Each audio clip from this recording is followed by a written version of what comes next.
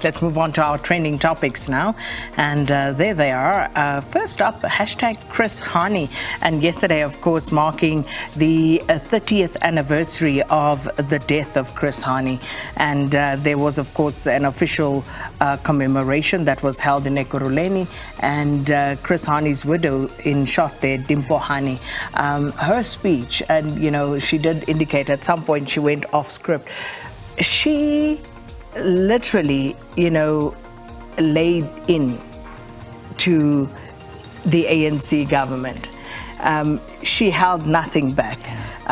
Told them what she thought was wrong, what her husband had fought for, and that some of the things that are happening now are not in line with those ideals. Also pointed out the fate of military veterans, whom she say many of them lived with them in Lesotho, and as they left the country to go into exile, people who wanted to come back and fight for this country, young men at the time, and you know, actually went on to name examples of what people were actually going through and earning, and basically imploring the ANC government to do better and to do right by the people in order to honor the legacy of people like Chris Hani. All right, so hopefully we can have a few more clips in the news bulletin. We'll show that to you at 7 o'clock. But a very, very emotional Dimpo Hani yesterday.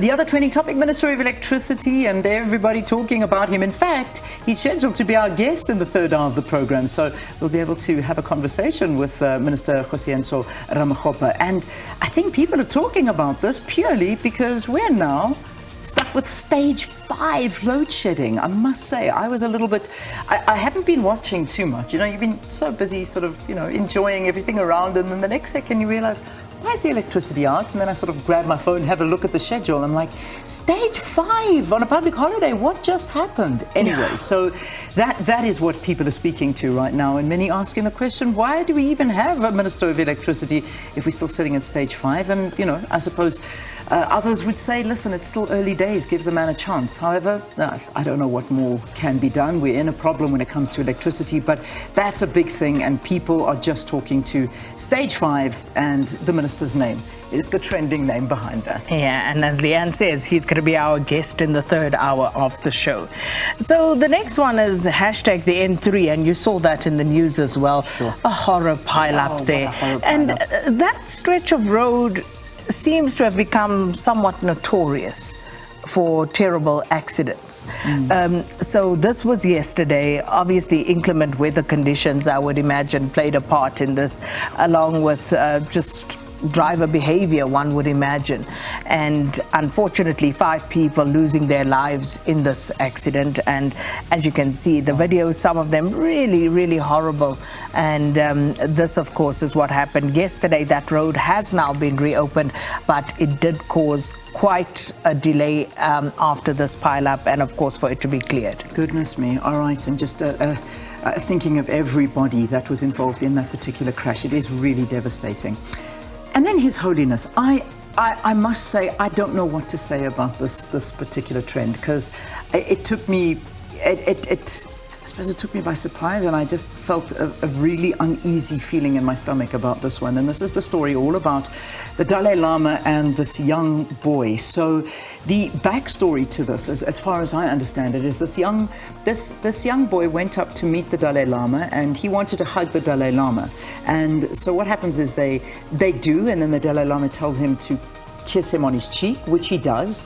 Then he grabs the little boy and also kisses him on the mouth. Or, you know, he just kisses him, and then they touch foreheads. Then the next second, with this microphone in front of him, the Dalai Lama's joking, and then he turns to the little boy and says, I now want you to suck my tongue, and sticks his tongue out, and the little boy doesn't really know what to. And you can see he's uncomfortable and bows his head again, and there giggles and all of the stuff that are happening. However, this was not taken well by anybody, myself included. SK, I don't know if you've got any views on this. And subsequently, the Dalai Lama, after reading, I suppose, all of the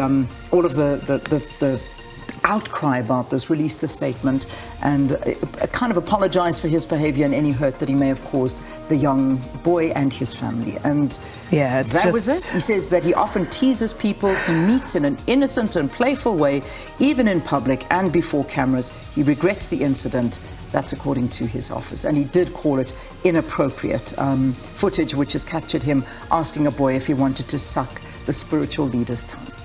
Yeah, no, it just gave very weird vibes all round. So. Not nice at all. I have nothing to add to that. Good. Yeah, well, I feel the same. I'm not too sure what to say about it, but I think every one of us have our own opinions about it, but just not a nice thing to witness at all by a spiritual leader of that capacity. All right, let's leave the trending topics there for now.